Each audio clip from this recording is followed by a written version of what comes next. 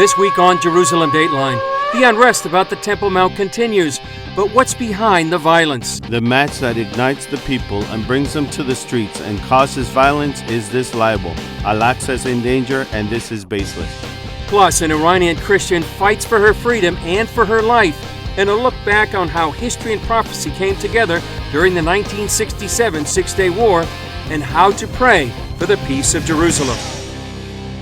Hello and welcome to this edition of Jerusalem Dateline. I'm Chris Mitchell, coming to you this week from just outside the walls of the Old City. The unrest around the Temple Mount continues. Here's CBN News' Julie Stahl with an update. Israeli police were on highest alert for Friday prayers on the Temple Mount. Because of the threat of violence, they limited entry to the site to men over 50 and all women. Prayers passed relatively peacefully, as they did last week. Later, clashes broke out in Palestinian areas outside Jerusalem, as they did the previous week. On Thursday, the Muslim Waqf told all Muslims they could return to pray on the Temple Mount. But nearly 100 Palestinians were wounded when they started rioting in the Old City after Israel removed all the metal detectors and security cameras it had installed. Trouble started on July 14th when 3 Israeli Arabs killed 2 Israeli policemen in a terror attack with weapons they had stored on the Temple Mount. The terrorists were subsequently killed on the Temple Mount compound. Julie Stahl, CBN News, Jerusalem. Many Palestinian protests revolve around one main issue.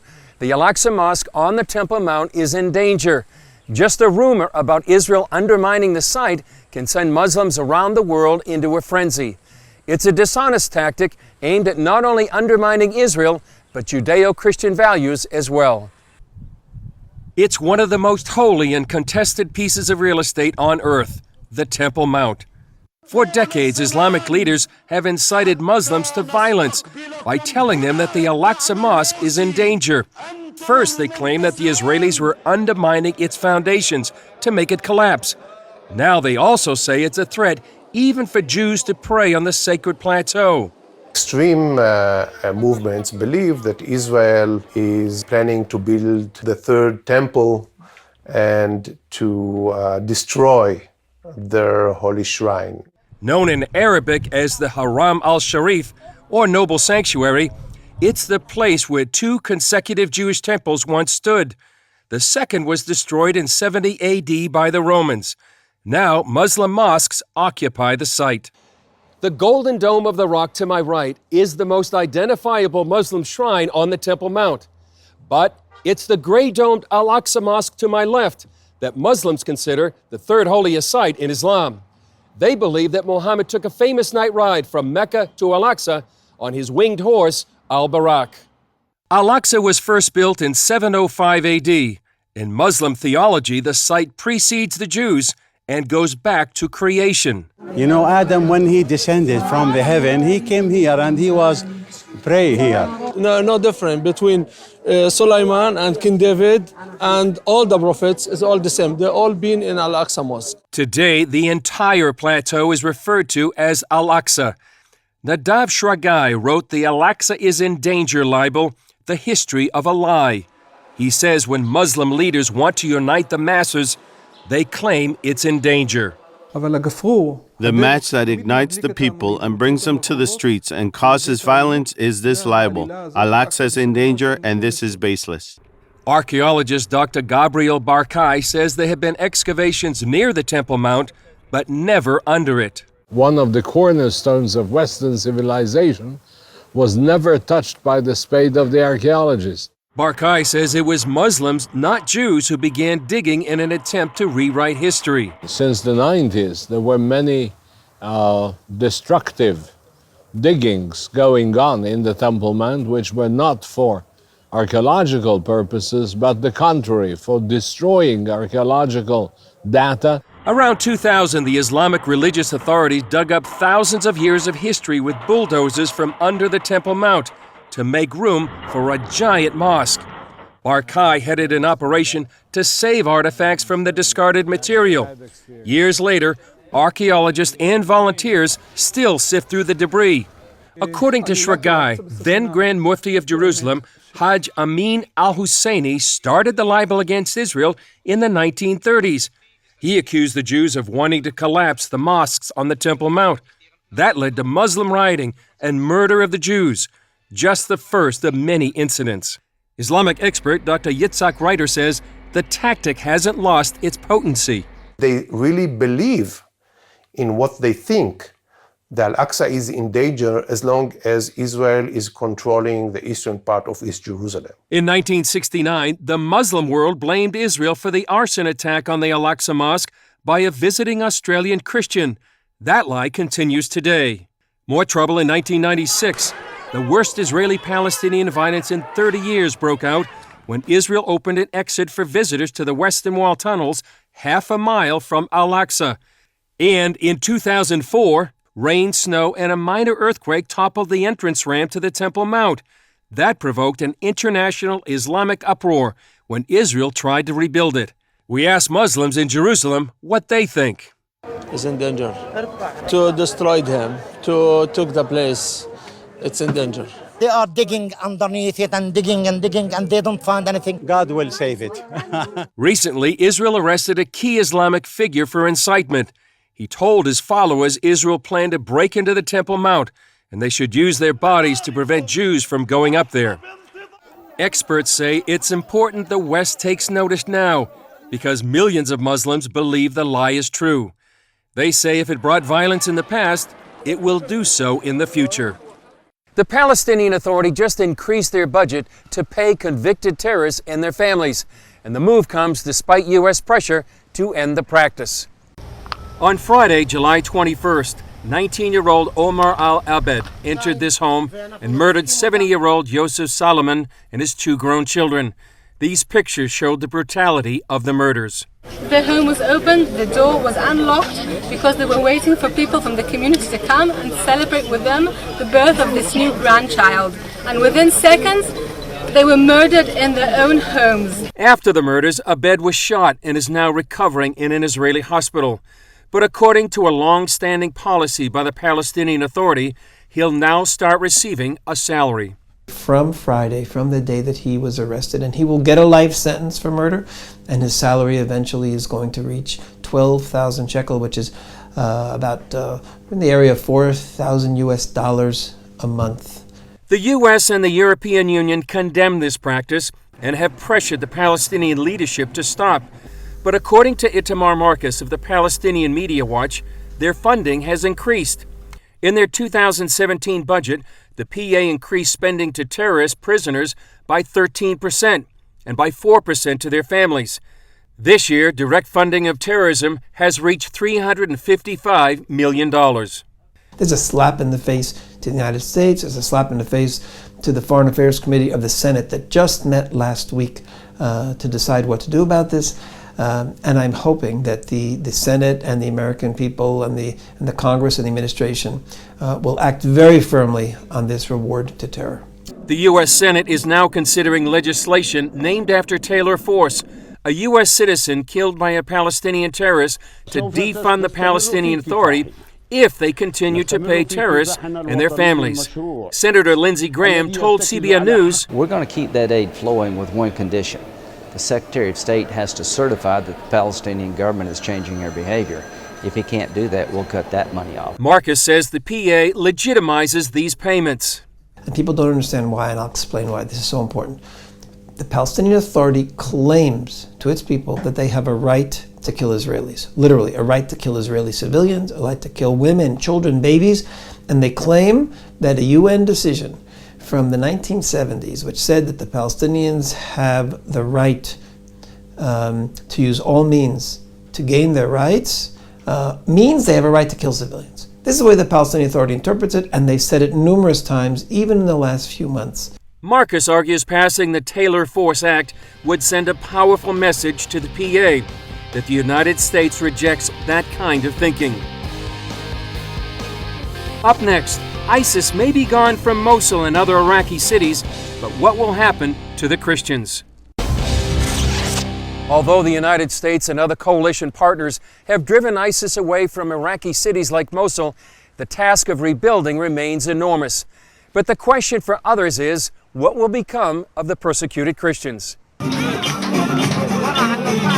These are the sights of victory, people dancing and waving flags in the streets. And these are the sounds, commanders declaring historic success against ISIS. Over the last 3 years, through Iraqi determination, ISIS has been on an increasingly rapid decline, losing Tikrit, Ramadi, Fallujah, and now Mosul. Iraqi security forces, on the other hand, have only improved and gotten stronger. This victory today, it's not a victory of Iraqi people. This is a victory for the whole world, a world that suffered from the acts of these terrorists everywhere. And the suffering remains, as you can see from this drone footage of Mosul's old city. It shows widespread devastation on a massive scale. Buildings reduced to rubble and smoke from occasional airstrikes still rising into the sky. We were over there back in April, and what we saw was that, the Sunnis, ISIS, went through and spray painted each home. And they said this is either a Sunni home, a Shia home, or a Christian home. And if it was Shia or if it was Christian, they put a barrel of oil in it and lit it on fire. And you can imagine what that does to a structure. Jeff King is the president of International Christian Concern, a nonprofit organization which acts as a bridge between believers in free countries and those in persecuted countries. Just back from Iraq, King says rebuilding and giving viability to the people of Iraq will be far beyond the capabilities of the Iraqi government, especially for the thousands of Christians and other religious minority leaders who were forced from their homes due to ISIS, many with only the clothes on their backs. His team took these pictures, images of Jesus used as target practice by ISIS fighters. In another church, the statue of Mary shot up to where only pieces of her face remained. We saw these images over and over. Generally, the idea is to desecrate. They want to push the Christians out. If they're not going to convert to Islam, they want them out of the country, they want them out of the area. King says much of the U.S. aid is channeled away from Christians once it gets to Iraq due to the dominant Muslim religion. So his organization works with Capitol Hill lawmakers to specifically help Christians in the war-torn region. He says statistics show that of the 1.5 million Christians calling Iraq home in 2003, only about 250,000 remain. King told us the majority of Christians his workers spoke with want to come back. They just need the new government of Iraq to protect them. When that help comes, when that touch comes, they praise God like crazy, and they say, my gosh, we're part of something so big. A family doing God's work here on earth, supporting each other. Eric Rosales, CBN News, Washington. Coming up, an Iranian Christian in Sweden fights for her freedom and maybe even her life. After allowing in more migrants than all of Europe combined in the past few years, Sweden has yanked the welcome mat. And now Christians are being sent back to their home nations to face certain torture and even death in Muslim nations. CBN's Dale Hurd reports on one such case from Sweden. Sweden is about to deport Iranian Christian actress Aydin Strandsen back to the Islamic Republic of Iran, where she faces torture, rape, and even death in an Iranian prison. But as Swedish officials have told Aydin, becoming a Christian was her decision. And now it's her problem, and not theirs. This from a nation that thinks of itself as one of the most humane countries in the world. After all, Sweden is the humanitarian superpower which welcomed refugees with open arms, until the government took too much political heat and decided some have to go, whether it kills them or not. Sweden's migration board even violates its own stated principles, that it will never deport asylum seekers to a nation where they will be harmed. The Migration Board has on its home page information about each country. And in the information regarding Iran, there are plenty of reports stating that it is standard to torture and to rape in Iranian prisons. And the question we have been asking the Migration Board time and time again is, why are you putting this information on your home page if you don't follow it? Swedish attorney Gabriel Donner has assisted an estimated 1,000 Christian asylum seekers facing deportation. Do you think in Aydin's case they think she's lying, or they just don't care? Primarily, they don't care. It's numbers. They have promised the public in Sweden that they will deport more people than before. And so they have to fill the quota. Aydin Strandsen came to Sweden in 2014 on a work visa and adopted a Swedish last name. She had starred in films and a TV series in Iran, making her an even bigger target if she is sent back. She says she came to Christ in Iran after seeing video of Muslims stoning a woman to death. And I decided that moment I don't want to be Muslim anymore. In Iran, where it can be deadly to convert to Christianity, Aydin kept her conversion largely a secret. But when she came to Sweden, she requested a public baptism. I want to have it baptized in a public because I want to say I don't afraid anymore.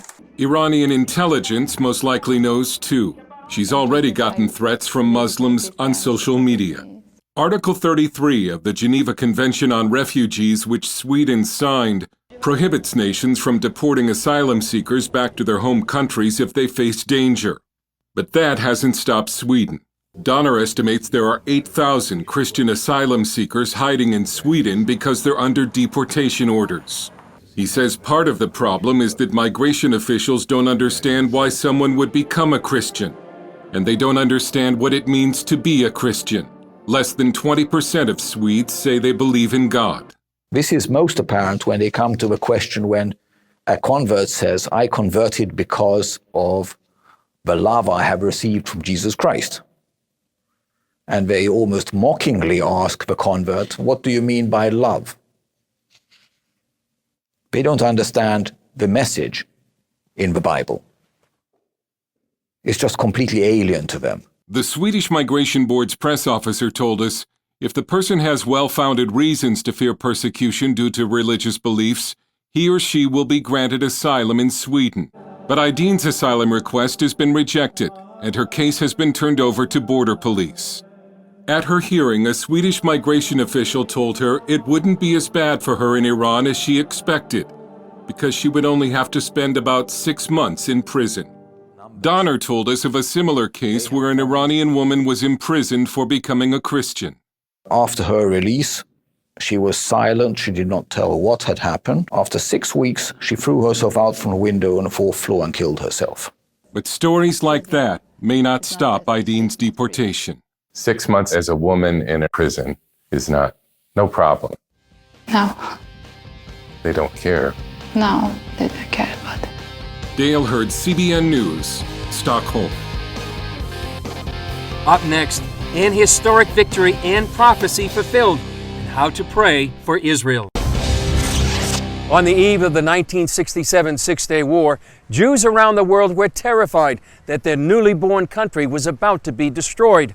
But as Scott Ross reports, no one could have imagined the victory that was in store for Israel and how history and prophecy would come together to deliver an amazing victory. I was writing a chemistry exam in my junior high in Montreal, Canada. I snuck in a transistor radio to the exam room.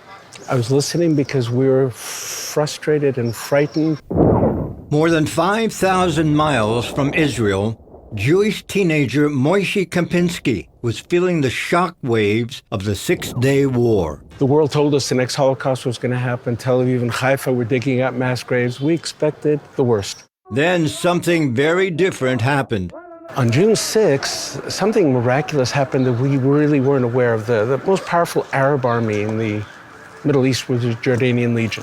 British armed, British trained. They were in charge of the old city. And for some reason, till this day, no one knows why, they just picked up and left. On the third day, Israel captured the old city. So on my transistor radio, I was listening to a broadcast of a broadcaster, a correspondent running with the forces. Then Rabbi Goren decides to blow a shofar, a ram's horn. Thousands of kilometers away, blowing a shofar, the sound goes across the radio waves. I knew at that moment, no matter what would happen, I would become a Jerusalemite. Author and shop owner Kempinski moved to Israel more than 30 years ago. How has it changed your life? I mean, that's a pretty loaded question. Not really. It's when I finally realized I'm not reading the Bible anymore. I'm not studying the Bible. I just became the Bible. When you realize that you're walking here is a fulfillment of prophecy. My child playing in the park 30 years ago, and I realized, you know what, maybe my son Yoni was the one that Zechariah saw in his vision when he says in Zechariah 8, there will yet be a time when old men and old women will rest on the streets and children will play in the streets of Jerusalem. Do young people today appreciate that? You have what, 6 children? All served in the military? All served in the military, and all of them very much appreciate it. In addition to that, it gave them the eyes to see everything in its real context. Construction booms, cranes that you see all over the country, you suddenly realize they aren't construction cranes. They're the words of Amos 9 being made physical. I will rebuild your ruins. How is God going to fulfill prophecy if not through construction cranes? When you realize that every physical thing you see, every brick you see, every building you see being built is actually God speaking to the world saying, wake up, I'm doing what I said I would do. Are you going to be part of this plan or are you going to fight it? And for the future? I think what is going to happen is there's going to be more negativity. And there's going to be more people realizing God's on the move. And everything, but everything is possible. Scott Ross for CBN News in Jerusalem. That victory was 50 years ago. But now with all the chaos surrounding Jerusalem, many wonder how to pray for Israel. Here's one answer. I'd like to ask the listening audience to pray on a regular basis for the peace of Jerusalem, because Jerusalem is the epicenter of the universe in the mind of God. Not mine, not America's, not Russia's, but in the mind of God. Jerusalem is the epicenter. It is the place where Abraham placed Isaac on the altar. It is the place where the first temple and the second temple were built. It is the place where Jesus Christ is going to sit on the throne of his father King David and rule the world. There's a supernatural war right now that is waging and is soon going to rupture into a literal warfare over the peace of Jerusalem. The Prince of Darkness wants that for the Antichrist. The King of Kings wants that for King Jesus. So when you're praying for peace in Jerusalem, you're praying for the peace of the world, but you're also praying for the sovereign will of God to defend the Jewish people and to defend the state of Israel. Please continue to pray for the peace of Jerusalem. And that video was an example of what you can see on our Facebook page. So check us out. You can also follow us on Twitter, Instagram, and YouTube. Thanks for joining us. I'm Chris Mitchell. We'll see you next time on Jerusalem Dateline.